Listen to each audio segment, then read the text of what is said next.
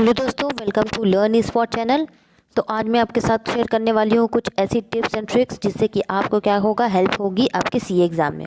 तो देखिए, आज का हमारा जो सेशन है वो इस पे है कि आप सीए एक बार में कैसे क्लियर कर सकते हो। तो देखिए, सीए को एक बार में क्लियर करना कोई 30 मार्क खाने वाली बात नहीं है। मैं भी एक चार्टर्ड अकाउंटेंट हूँ और मैंने भी सीए जो है तीनों ही अटैम्प्ट, जो तीनों ही हमारी स्टेजेस होती हैं, एक एक बार में निकाली है। फर्स्ट अटैम्प्ट में मैंने सीए क्लियर किया है। ओके, तो देखिए, मैं आपको अपनी लाइफ का बताऊंगी कि मैंने क्या स्ट्रैटेजी अपनाई थी, मैं किस तरह से बनी हूँ सीए, मैंने क्या क्या ऐसे काम करे जिसकी वजह से मुझे ज़्यादा उस कह सकते हो अटेम्प्ट नहीं लगाए। मैंने सिर्फ फर्स्ट अटेम्प्ट में ही सारे चीज़ें क्लियर करती गई और मैं इस स्टेज पे आके क्या बन गई हूँ, चार्टर्ड अकाउंटेंट बन गई हूँ।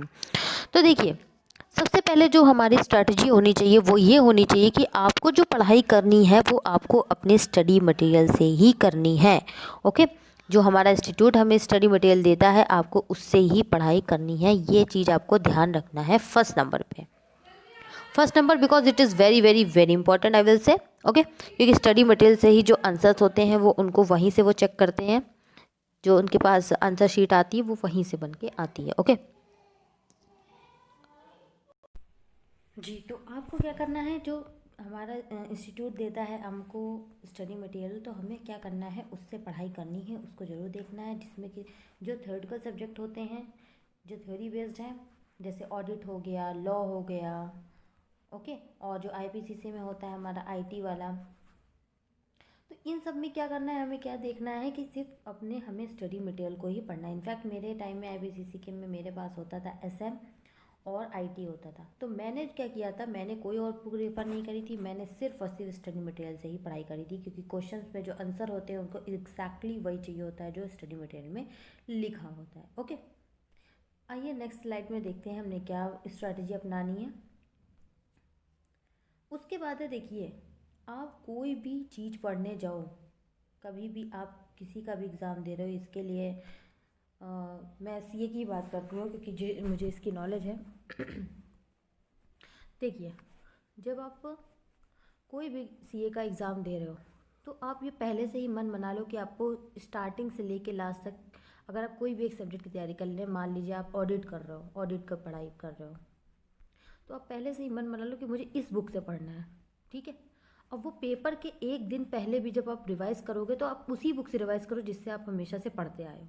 आप बार बार बुक्स मत चेंज करिए। देखिए, नई बुक को समझने में टाइम लगता है। अगर आप स्टडी मटेरियल से पढ़ रहे हैं, जैसे मैंने कहा थ्योरेटिकल सब्जेक्ट के लिए स्टडी मटेरियल बेस्ट है, लेकिन अगर आपको कुछ नहीं समझ आ रहा है तो आप कोई और बुक से पढ़ रहे हैं तो आप उसे समझिए, लेकिन बार बार आप बुक मत चेंज करो।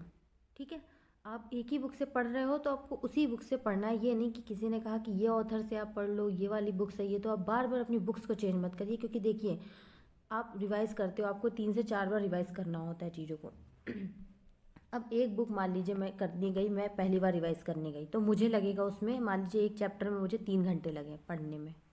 ठीक है, अब उसके बाद मैं जब उसको उसी बुक से दोबारा पढ़ूंगी, दोबारा रिवाइज करूंगी, तो मुझे 1 घंटा लगेगा, क्योंकि मुझे पता है कि हाँ हाँ ये चीज़ यहाँ पे लिखी हुई है और ये चीज़ में यहाँ पर लिखा हुआ है। उसके बाद मैं जब दोबारा रिवाइज करूंगी तो मुझे आधे घंटे लगेंगे और उसके बाद फोर में मैं 15 मिनट में ख़त्म कर दूंगी। कि या मैं मन में भी सोच सकती हूँ कि यहाँ पर ये लिखा है, यहाँ लिखा है और ये ख़त्म। वहीं अगर आप एक बार किसी और बुक से पढ़ रहे हो, आप दूसरी बुक किसी और से पढ़ रहे हो वही सेम चैप्टर को, तो आपको उसमें भी 3 घंटे लगाने पड़ेंगे। तो देखिए, ये भी इम्पॉर्टेंट है कि आप एक ही बुक को रिफ़र करिए। कोई भी सब्जेक्ट के लिए आप पहले ही मन बना लो कि आपको किससे पढ़ना है और कौन सी बुक को आपको रिफ़र करना है। ठीक है, उसमें देखिए कोई भी वो नहीं है। स्टडी मटेरियल तो देखिए मैंने बता दिया आपको, थ्योरेटिकल के लिए बेस्ट होता है स्टडी मटेरियल, लेकिन अगर उसमें कुछ चीज़ें आपको समझ नहीं आ रही है तो आप ज़रूर दूसरी बुक को रिफ़र कर सकते हो जो आपके इंस्टीट्यूट या कोचिंग सेंटर वाले देते हैं या कुछ। लेकिन थ्योरेटिकल के लिए स्टडी मटेरियल इसलिए बेस्ट रहता है क्योंकि उनको उसकी लैंग्वेज ही चाहिए होती है। ओके, नेक्स्ट, ये देखिए बहुत इंपॉर्टेंट है। आजकल की जो डिस्ट्रैक्शंस हैं, सबसे ज़्यादा इंपॉर्टेंट है कि आप जो है अपना ये कोई भी सोशल मीडिया में एक्टिव आपको नहीं रहना है अगर आपको सीए बनना है एक बार में। देखिए, ये सारी चीज़ें तो बाद में भी होती रहेंगी, फेसबुक, ट्विटर, यूट्यूब, गूगल, ये सब जो भी है, आप सिर्फ अपनी पढ़ाई पे फोकस करो और ये सारी चीज़ों को कुछ दिन के लिए भूल जाओ। ये तो बाद में भी रहेंगे ज़िंदगी भर भी, लेकिन जो पहला अटैम्प्ट होता है एज अ गोल्डन अटैम्प्ट सब कहते हैं, first attempt is golden attempt, क्योंकि देखिए जब आप एक बुक पढ़ लेते हो ना, एक बार एक चीज़ को, और आप एग्ज़ाम में जाते हो, तो वो जो जो पहली बार में वो रहता है, कॉन्फिडेंस रहता है, और जो आपकी वो रहती है, एक भावना रहती है, आप एक जो जो पहली बार जितनी मेहनत करते हो, आप जितने अच्छे से आप पढ़ाई करते हो, जितना सोच के जाते हो, पहली बार में ही जो एक ज़्यादा मोटिवेशन होता है वो रहता है। ठीक है, तो आपको क्या करना है, ये सारी चीज़ें क्या करना है, आपको इनसे दूर रहना है, डिस्ट्रैक्शन बिल्कुल नहीं रखनी इन सब चीज़ों की। मैं आपको बताऊँ मेरे साथ तो क्या हुआ था, मेरा फ़ोन ही खो गया था 4 महीने पहले, तो मैंने लिया ही नहीं, तो मैं सारी डिस्ट्रैक्शन से दूर थी। ओके, उसके बाद देखिए कुछ लोग ये सोशल मीडिया में एक्टिव नहीं रहते हैं ज़्यादा, लेकिन उनका क्या एक और वो कह सकते हैं हम जिसे डिस्ट्रैक्शन कह सकते हैं, उनका क्या रहता है कि उनको जो है फ़ोन उनके बगल में हो, और किसी ने किसी का फ़ोन आ रहा है तो उन्हें बात करने की वो रहती है, एक अंदर से कह सकते हैं कीड़ा रहता है कि मुझे बात करनी है किसी से, मुझे अपना बताना है, एक्सपीरियंस शेयर करना है, ये करना है, वो करना है। देखिए वो तो आप बाद में भी कर सकते हो, लेकिन मैं कह रही हूँ कि आपको जब आप पढ़ाई कर रहे हो तो आपको अपना फ़ोन जो है वो दूर रख देना है, या फिर ऑफ़ कर दीजिए उसको। लेकिन अगर आप बाहर रह रहे हो तो ऑफ़ ना करिए, लेकिन आप घर में अगर रहते हो अपने ही घर में, तो आप बिल्कुल अपने फ़ोन को ऑफ़ कर दो, साइलेंट कर दो, मम्मी को दे दो, पापा को दे दो, किसी को भी दे दो, पर आप अपने फ़ोन के साथ देखिए बगल में रख के फ़ोन पढ़ाई नहीं हो सकती है, सीए की पढ़ाई तो बिल्कुल नहीं हो सकती है। ठीक है, क्योंकि देखिए आपको जो भी करना है वो किससे करना है, आपकी बुक से करना है, आपको बुक से प्यार होना चाहिए, ना कि फ़ोन से। नेक्स्ट है देखिए सेल्फ स्टडी और ग्रुप स्टडी। देखिए मैं पर्सनली बिलीव करती हूँ, क्योंकि मैंने आज तक जब भी पढ़ाई करी है मैं सेल्फ करती हूँ, मैं कभी ग्रुप स्टडी में नहीं गई, क्योंकि ग्रुप स्टडी में देखिए 4 लोग होते हैं, चारों के विचार अलग अलग हैं, पता नहीं कोई अपना फ़ोन लेके आया है, कोई फ़ोन नहीं लेके आया है, या कोई बात करने लगा, तो सारा टाइम उसमें ही ख़राब हो जाता है। ठीक है, 4 लोग हैं, किसी को भूख लग रही है तो कोई जा रहा है तो उसके साथ दूसरा भी जा रहा है, तीसरा भी जा रहा है, कोई वो बुक से पढ़ रहा है तो कहता है मैं मुझे ये बुक ज़्यादा अच्छी लगती है, कोई कहता है कि ये सब्जेक्ट ज़्यादा टफ है, कोई कहता है कि मुझे ये वाली बुक पसंद है, तो आप भी ये सब बातों से क्या होते हैं, डिस्ट्रैक्ट होते हो।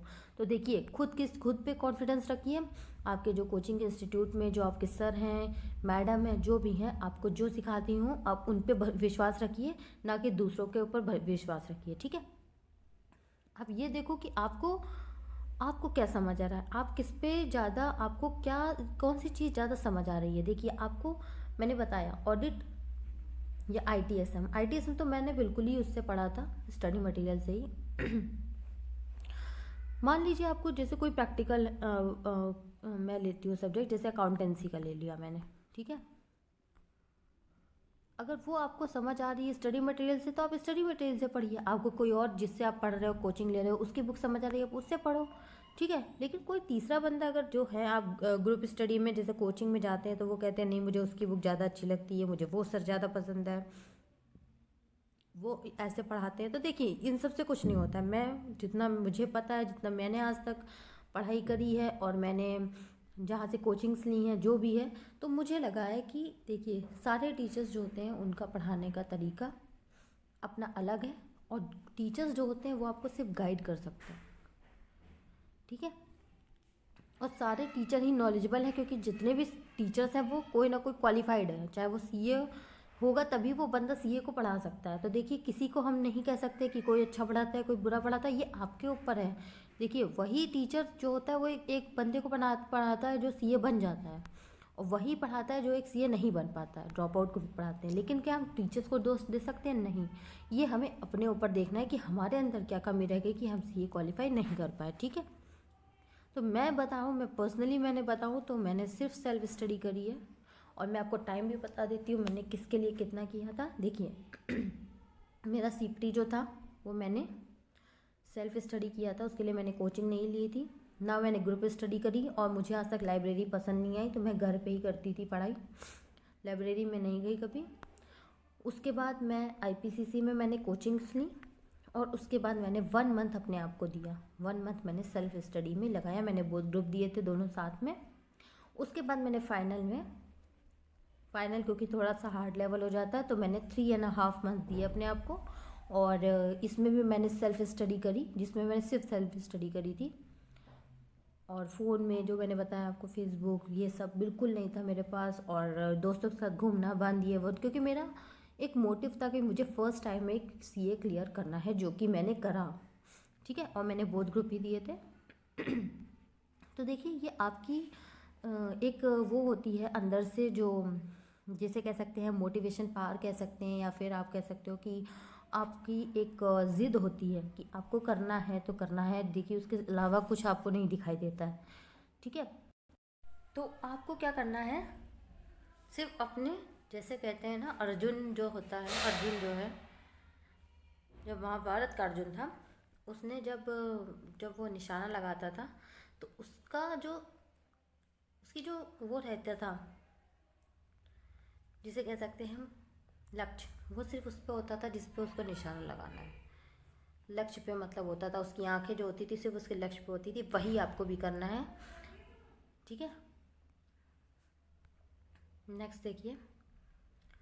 हाँ, सेल्फ स्टडी की मैंने इम्पोर्टेंस आपको बताई दी कि सेल्फ स्टडी की इम्पोर्टेंस क्या है, तो आई थिंक आपको समझ आ गया होगा। देखिए ग्रुप स्टडी मेरे हिसाब से मुझे ठीक नहीं लगी, क्योंकि इसमें 4 लोग अपनी बातें करते हैं तो आपका पढ़ाई नहीं हो पाती, क्योंकि देखिए आपको 10 घंटे तो मिनिमम आपको पढ़ने ही पढ़ने हैं सीए फाइनल के लेवल पे। ठीक है, सीपीटी के लेवल पे मैंने भी 1 महीने पढ़ाई करी, और जिसमें मैंने सेल्फ स्टडी करा था 6 आवर्स। फिर आईपीसीसी के टाइम में मैंने 1 मंथ जब पढ़ाई करी थी, 1 मंथ सेल्फ स्टडी में, तो मैंने उसमें कोचिंग के अलावा मैं बता रही हूँ, जब 1 महीने मैंने सेल्फ को दिए थे, पेपर से पहले की बात है ये, तो मैंने स्टडी किया 8 घंटे। और जब फाइनल की बात आई तो मैंने 3.5 घंटे सेल्फ स्टडी किया था। और जिसमें कोचिंग के अलावा मैं बता रही हूँ, कोचिंग के बाद जब पेपर्स के पहले का टाइम होता है तो आपकी कोचिंग वगैरह सब खत्म हो जानी चाहिए, तो 3.5 घंटे तो आपको, 3.5 महीने तो आपको चाहिए चाहिए, अगर आप बोथ ग्रुप दे रहे हो तो। ठीक है, तो मैं करती थी 10 से 12 घंटे की पढ़ाई। ओके, तो ये मेरा शेड्यूल होता था। ओके, अब टाइम मैनेजमेंट देखिए, आपको ये पता होना चाहिए कि आपको टाइम कैसे मैनेज करना है। मतलब आप जब पढ़ाई कर रहे हो तो पढ़ाई में आपको सारी, देखिए मैं क्या करती थी, जब मैं पढ़ती थी तो मैं क्या करती थी, जैसे 8 सब्जेक्ट होते हैं, तो उसमें मैं पहले दिन से, जैसे मैंने पहले दिन में पढ़ने बैठी तो पहले मैं बुक्स देखती थी कि मुझे किस बुक से पढ़ना है, क्योंकि कुछ बुक से देखिए कुछ होती थी जो मैं स्टडी मटेरियल से पढ़ती थी, और कुछ मेरी कोचिंग की मुझे रिफ़र की जाती थी। ठीक है, कि मुझे कोचिंग की बुक से पढ़ना है, कि मैं ये सब्जेक्ट कोचिंग से पढ़ूंगी, या मेरे नोट्स बने रखे हैं। देखिए मुझे क्योंकि वो पता है कि ये चीज़ यहाँ लिखी है, वो चीज़ वहाँ लिखी है, तो मैं उसी से करती थी, क्योंकि मैं एक चीज़ को ही 4 बार पढ़ूंगी तभी तो मैं रिवाइज कहलाऊंगी उस चीज़ को। अगर मैं मान लीजिए मैं एक बुक को चैप्टर एक बुक से पढ़ रही हूँ, दूसरा का दूसरे बुक से पढ़ रही हूँ, तो वो रिवाइज़न कहाँ हुआ, वो तो मैं दूसरी बुक की लैंग्वेज ही समझने में लग जाऊँगी। ठीक है, तो मेरा हमेशा ये था कि मैं एक बुक से पढ़ती थी, और उसके बाद एक बुक से मैंने पढ़ा। ठीक है, मैं क्या बता रही थी आपको, हाँ टाइम मैनेजमेंट। तो देखिए कैसे करना है, आप एक प्रैक्टिकल सब्जेक्ट उठा लो और एक उठा लो आप थ्योरी सब्जेक्ट। मैं ऐसे पढ़ाई करती थी, इससे आप बोर भी नहीं होगे और आपको मन भी लगे रहेगा। देखिए प्रैक्टिकल में क्या होता है, ज़्यादा बोर नहीं होता है, लेकिन थ्योरी में इंसान बोर हो जाता है। ठीक है, तो मैं प्रैक्टिकल करती थी और साथ साथ मैं थ्योरी, इस तरह से मैं फाइनल में बताऊँ आपको, फाइनल में मैंने क्या किया था, इस तरह मैं 15 दिन में ख़त्म कर देती थी। 2 मेरे देखिए सब्जेक्ट ख़त्म हो गए। ठीक है, 15 दिन में मैंने 2 सब्जेक्ट, मतलब 7 दिन मैंने डीपली पढ़ाई करी 2 सब्जेक्ट को लेके। ऐसे 15-15 दिन करके 1 महीने में मेरे कितने सब्जेक्ट ख़त्म हो गए, 4, और 2 महीने में मेरे सब्जेक्ट ख़त्म हो गए पूरे 8। देखिए मैंने ख़त्म कर लिया। और 8 में भी अब तो ये न्यू कोर्स में हो गया है कि एक जो होता है जिसमें कि एक सब्जेक्ट में आपको बुक्स अलाउड होती हैं, तो उसमें मुझे ज़्यादा टाइम नहीं लगा था, क्योंकि बुक्स अलाउ थी। तो मैं देखती थी कि ये, क्योंकि स्टडी मटेरियल से मैंने देखा था, क्योंकि स्टडी मटेरियल से आंसर लिखने होते थे, वो जो ओपन बुक एग्ज़ाम होता है, तो मैं उसको देखती थी कि मैं उनको उनको चैप्टर्स को देखती थी कि मैं, ताकि जल्दी से ढूंढ पाऊँ कि जैसे मान लीजिए कोई स्टॉक मार्केट है, कि व्हाट इज़ स्टॉक मार्केट, तो मैं सारे चैप्टर्स को ऐसे गो थ्रू करती थी, पेज पलटती थी, देखती थी कि स्टॉक मार्केट का आंसर मुझे कहाँ मिल सकता है। तो मैं उसमें तो देखिए ज़्यादा टाइम नहीं लगा था, 2 से 3 दिन में मैंने वो ख़त्म कर लिया था। ठीक है, उसके बाद देखिए क्या करना है। अभी थैंक यू नहीं, अभी और थोड़ा सा मैं आपको टिप्स देना चाहती हूँ।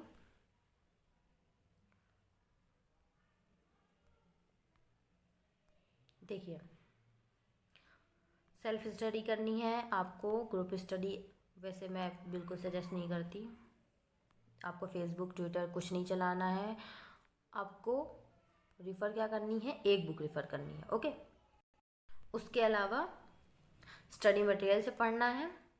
हाँ, अब एक चीज़ और आती है जो कि हम लोग अक्सर मिस कर देते हैं। वो क्या चीज़ है?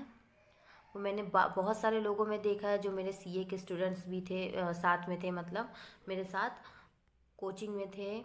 मैं क्या देखती थी कि देखिए, जब एमटीपी की बारी आती थी, मॉक टेस्ट पेपर होते थे या फिर कोई कोचिंग में टेस्ट हो रहा है, ठीक है, सर टेस्ट ले रहे हैं कुछ ये सब, तो वो क्या करते थे, वो लोग मॉक टेस्ट पेपर नहीं देने जाते हैं। जैसे फाइनल के पहले क्या होता है, दो बार एमटीपी होता है, एक बार ही एमटीपी होता है, मॉक टेस्ट पेपर होता है। तो वो क्या करते थे, उसको मिस कर देते थे, कहते थे अभी प्रिपरेशन नहीं है, ये नहीं है, वो नहीं है, 1 महीने पहले होता है ये।